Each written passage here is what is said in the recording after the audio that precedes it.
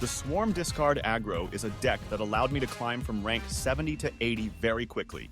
It is a dynamic and cunning strategy designed to catch your opponents off guard while building a powerful board presence. This deck revolves around utilizing Discard Effect in combination with Apocalypse and Swarm.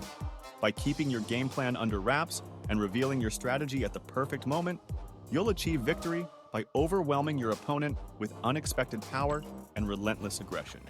Before we jump into the gameplay, let's take a closer look at the cards that make up this deck and potential replacements. First, let's talk about the key cards. The two main win conditions are Apocalypse and Swarm. Apocalypse is a game changer. When discarded from your hand, he returns with +4 power. We try to discard this as many times as we can. Must have for this deck. Swarm is all about duplication. When discarded from your hand, it adds 2 copies with a cost of 0 to your hand. Another card synergizing with discard mechanic. The great thing about Swarm is the copies makes it more likely to discard it again, duplicating it even more, and as a 0 cost can be played on turn 6 for free, on lanes giving you the best chances of winning. America Chavez starts at the bottom of your deck and is drawn on turn 6. She is always on discard decks for 2 reasons.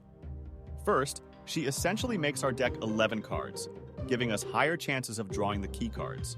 Second, she works as a backup on turn 6 in case we didn't draw Apocalypse. Wolverine, when discarded or destroyed, regenerates at a random location with +2 power. Must have in a discard deck. Blade, Lady Sif, and Swordmaster are your discard cards.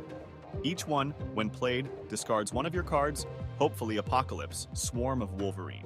Depending on your hand, playing Blade and Swordmaster right away is not always the correct play, with the exception of Lady Sif, which discards the highest cost unit.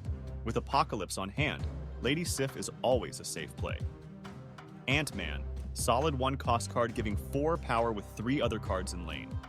Since we have many low-cost cards in Swarm duplicating itself, his ongoing is easy to activate.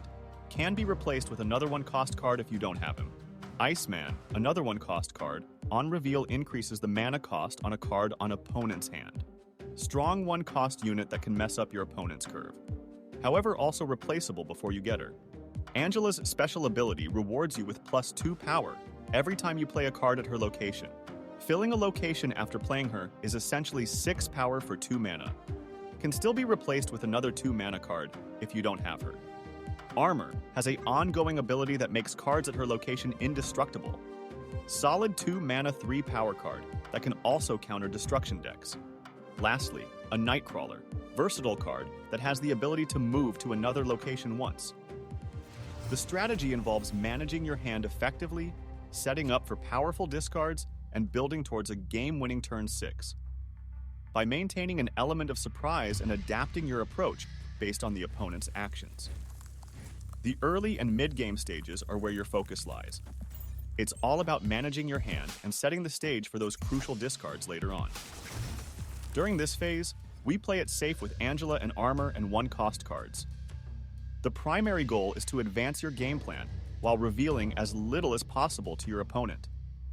You want to keep your strategy under wraps for as long as you can, because once you start discarding, your opponent will start piecing together your plan.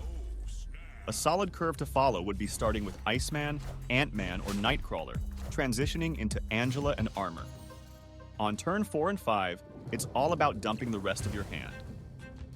But here's where the magic happens. On turn 6, you slam down Apocalypse or America Chavez alongside a few copies of Swarm.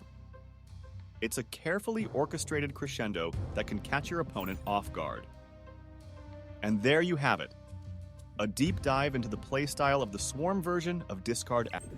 If you found this segment informative, be sure to hit that like button and stay tuned for more Marvel Snap insights, strategies, and updates.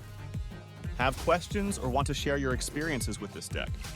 Feel free to drop them in the comments below. Until next time.